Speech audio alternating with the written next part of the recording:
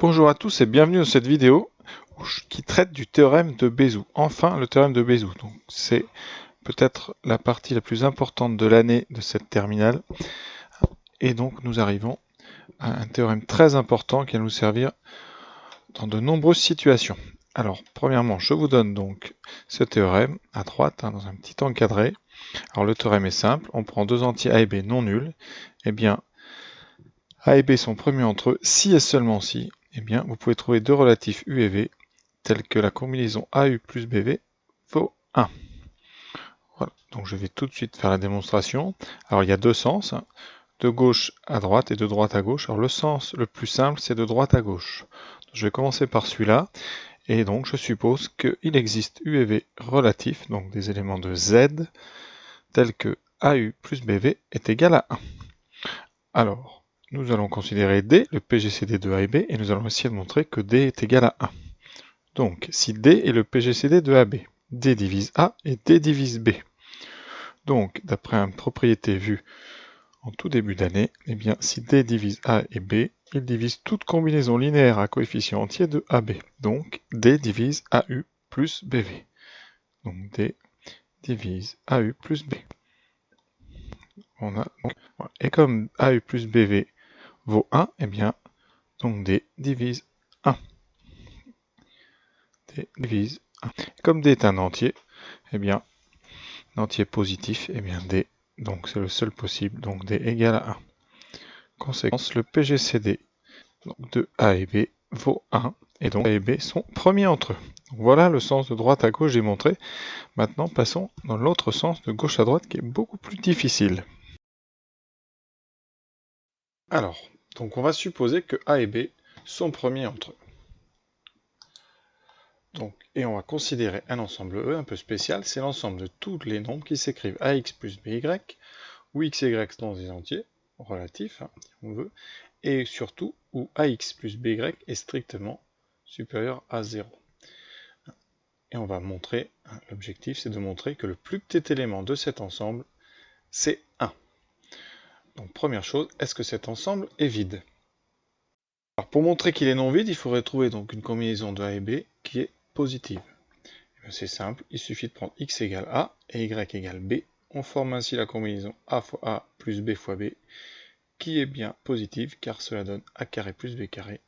Et comme A et B sont non nuls, elle est bien strictement positive. Donc l'ensemble E est non vide.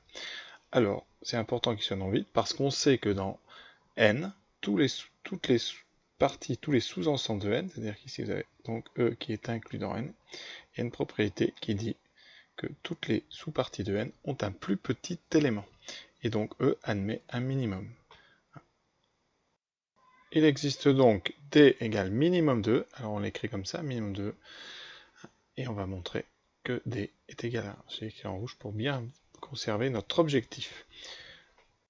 Alors l'étape suivante, c'est une division euclidienne de A par D. On a déjà vu ça de nombreuses fois.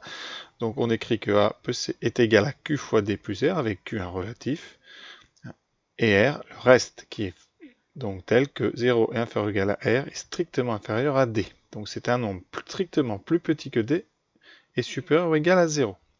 Voilà, alors R c'est donc égal à A moins Q fois D. Et on va transformer cette expression pour montrer que R s'écrit AX plus BY. Alors D c'est le minimum de E. Donc D est un élément de E. Donc il existe un x0 et un y0 tel que D est égal à ax0 plus by0. C'est l'appartenance de D à l'ensemble E. Donc ici à la place de D, on va écrire ax0 et by0 et on développe. Ensuite, on factorise les deux termes qui contiennent A. Ça donne A fois 1 moins qx0 plus B fois moins qy0. Voilà. Qu'est-ce qu'on a devant nous? On a une combinaison de A et B, avec le coefficient ici qui est bien un entier relatif, puisque tous les nombres ici sont des entiers relatifs, et il y a des soustractions et produits. Et ici, vous avez un produit entre deux relatifs, donc on a un autre relatif. Conséquence, cette écriture-là est bien une écriture AX plus BY. Alors, si R était non nul, eh bien, cette écriture-là, c'est bien une écriture AX plus BY, R serait positif non nul, donc R serait un élément de E. Et on sait de plus que R étant le reste de la division euclidienne par D, R est strictement plus petit que D. Donc, R serait un élément de E plus petit que D. Et c'est impossible puisque D est le minimum de E. Donc, conséquence, eh bien, R, forcément, est égal à 0. C'est un nombre positif qui ne peut pas appartenir à E. C'est donc R égale 0. Qu'en déduit-on? A est donc égal à Q fois D, ici, puisque le reste est nul, et donc D divise A. Alors de la même façon, avec la division cuvienne de B par D, on ne réécrit pas, mais on referait la même chose avec D, donc avec B égale Q'D plus R', on en déduirait que D divise B. Donc D divise B et D divise A. D'accord? D divise A et D divise B. Donc D est un diviseur commun. Donc D appartient au diviseur de A et B. Mais l'hypothèse de départ, et là arrive, on sait que A et B sont premiers entre eux. Donc le diviseur commun de A et B, eh bien ça ne va pas chercher loin, il n'y a qu'un. Conséquence, D est égal à 1. Alors qu'est-ce qu'on en déduit? Eh bien D, c'est le minimum de E. Donc, comme on l'a dit tout à l'heure, il existe un x0, un y0 tel que D est égal à x0 plus b, y0. Et ça, comme c'est D, c'est aussi égal à 1. On a donc trouvé un couple UV avec U qui vaut x0 et V qui vaut y0, tel que AU plus BV est égal à 1. On a bien notre conclusion. Donc voilà ce théorème, ce magnifique théorème démontré. Maintenant, je vais vous proposer quelques exemples et quelques utilités qu'on peut trouver à ce théorème, qui est vraiment fondamental cette année en spécialité maths. Alors exemple, pour illustrer tout de suite ce théorème, je prends deux noms A, 1 million 1 et B, 1 million. Et bien quand vous faites la soustraction, ça la donne 1. Donc on peut écrire ça sous forme de combinaison, c'est-à-dire, donc A fois 1, c'est 1 million 1 fois 1, plus 1 million, donc B fois moins 1, égale à 1. On a bien un couple UV tel que AU plus BV égale 1, donc A et B sont premiers entre eux. Alors cet exemple est très classique, c'est la même chose, quel que soit, si vous prenez A égale donc n plus 1 et B égale n, avec n non nul, pour avoir la possibilité d'un PGCD. Donc ici, eh bien, vous voyez, n plus n moins n, ça vaut 1, donc n plus 1 et n sont toujours premiers entre eux si n est non nul. Ensuite, un deuxième exemple, 31 et 61. 31 fois 2 plus 61 fois moins 1 est égal à 1. Donc 31 et 61 sont premiers entre eux, puisqu'on a encore trouvé une combinaison à coefficient entier qui vaut 1. Donc l'idée, c'est de trouver une combinaison à coefficient entier qui vaut 1. Et comme ça, vous démontrez que deux nombres sont premiers. Dans l'autre sens, si vous savez que les nombres sont premiers, par exemple 17 et 15, eh bien vous en déduirez l'existence d'un couple tel que 17 fois U plus 15V égale 1. Alors ce couple, pour le trouver, ça c'est une autre vidéo, c'est une autre affaire.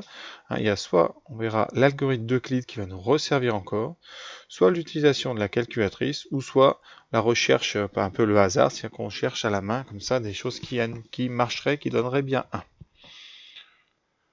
Alors maintenant les remarques, alors il y en a quelques-unes. La première, tout d'abord U et V, souvent, sont appelés des coefficients de besoin. Alors c'est des coefficients parce qu'on peut trouver plusieurs solutions, on verra ça plus tard. On appellera ça les équations diophantiennes. Donc voilà, U et V sont appelés des coefficients de Bézout. Deuxième remarque, si vous pouvez écrire AU plus BV égale 1, on en déduit, si A et B sont non nuls, que A et B sont premiers entre eux. Mais comme l'écriture peut être, on peut inverser les multiplications, eh bien ça signifie aussi que A et V sont premiers entre eux. Et si vous inversez le deuxième, ici, non, par le premier A et U, eh bien vous en déduirez que U et B sont premiers entre eux aussi. Et donc, eh bien, que U et V sont premiers entre eux aussi. Donc vous avez comme ça beaucoup de couples de nombres premiers. Exemple, j'ai choisi comme exemple 7 et 11 par exemple. Alors 7 et 11, vous avez 7 fois 3 qui vaut 21. Donc on va faire 7 fois moins 3, ça vaut moins 21, plus 11 fois 2. Ça fait bien moins 21 plus 22, ça fait bien 1. Eh bien, vous pouvez dire que 7 et 11 sont premiers. 7 et 11, premiers entre eux. J'écris pas tout. Ensuite, eh bien, de la même façon, si vous écrivez, alors on ne le fait pas en général, on le sait, si vous écrivez 7 fois moins 3 plus 2 fois 11 égale 1, eh bien, vous pouvez appliquer ce théorème de Bézout avec 7 et 2. Donc 7 et 2 sont aussi premiers entre eux. Aucune surprise d'ailleurs. Et si vous faites pareil en inversant, eh bien 7 et 3, vous en déduirez que 3, donc c'est 3 fois moins 7, donc 3 et 2 sont premiers entre eux, et aussi par même occasion 3 et 11, voilà. Alors ça peut servir, c'est assez rare, mais c'est une petite remarque que je voulais faire. Remarque suivante. Alors souvent dans les exercices, on demande de résoudre non pas ax plus by égale 1, mais ax moins by égale 1. Alors, c'est tout simple, c'est le même théorème, donc on ne va pas changer, on va juste mettre le moins à l'intérieur de la lettre y, c'est-à-dire qu'on va utiliser Bézout avec ax plus b moins y. Et donc notre couple uv qu'on va trouver par Bézout, le u sera x et le v sera moins y. Et comme ça, on a une solution aussi. Donc qu'il y ait un moins ici ou pas, on est quand même dans des situations de Bézout. Voilà, on en reparlera plus tard dans des sujets avec des équations diophantiennes. On a le temps. Dernière remarque qui me paraît aussi très importante, et on en reparlera aussi, c'est que si A et B sont premiers entre eux, alors vous pouvez trouver un couple tel que AU plus BV égale 1. Et si vous multipliez par n'importe quelle valeur de K, non nul en général, vous aurez K fois AU plus KAV égale K. Et donc, en exemple, si vous voulez trouver une solution telle que 7U plus 11V égale 31, c'est tout simple. Vous en cherchez une qui vaut 1, c'est-à-dire qu'on l'a déjà, on sait que 7 fois moins 3 plus 11 fois 2 vaut 1, si vous avez une combinaison de 7 et de 11 qui donne 31, il suffit tout simplement de multiplier ici le tout par 31. Et donc votre combinaison, ça sera 7, 31 fois moins 3, c'est-à-dire moins 93, plus 31 fois 2, donc plus 11 fois, et cette combinaison-là, fera 31.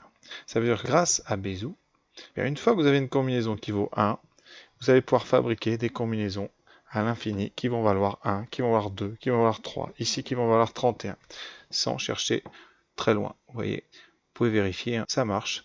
7 fois 93, moins 7 fois 93 plus 11 fois 102, ça donne bien 31. Et si j'avais voulu une combinaison qui vaut, par exemple, 17, j'aurais tout multiplié par 17. Voilà, donc ça c'est très intéressant aussi. Donc quand on cherche une combinaison générale qui donne un nombre différent de 1, on cherche d'abord une combinaison qui donne 1, et on multiplie le couple U et V par le nombre qu'on veut atteindre à la fin. Vous voyez, on verra ça dans les exercices d'application de ce théorème de Bézout.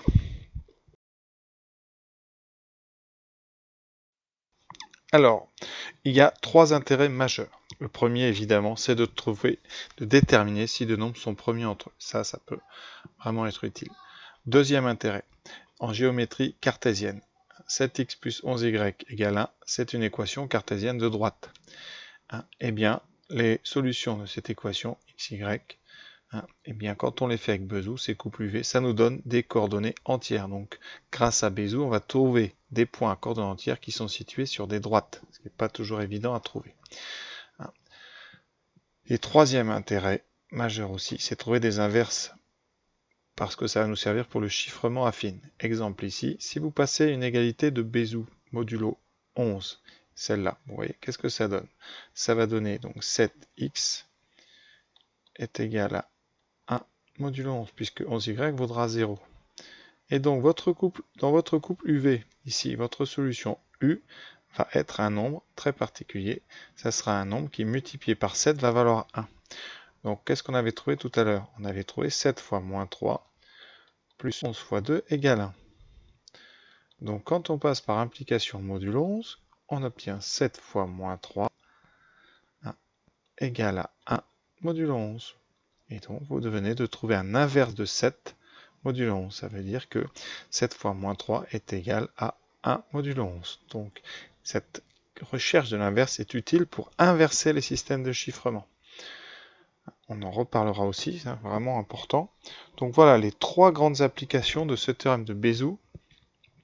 Alors, ce cours-là est fini. Alors, évidemment, le chapitre est loin, lui, d'être fini. Mais voilà, j'espère avoir été assez clair. La suite, c'est quoi? C'est une deuxième propriété qui va utiliser Bézout, qui va caractériser le PGCD, ce qu'on appelle l'identité de Bézout ou l'égalité de Bézout, ça dépendra des gens. Et ensuite, on arrivera dans quelques cours au fameux théorème de Gauss qui utilise justement ce théorème de Bézout pour être démontré. Voilà, donc avant de passer à ces chapitres-là, enfin à ces cours-là, évidemment, je vous invite à faire les feuilles d'exercice sur le théorème de Bézout, qui sont très très importantes. Il faut maîtriser cette partie du cours.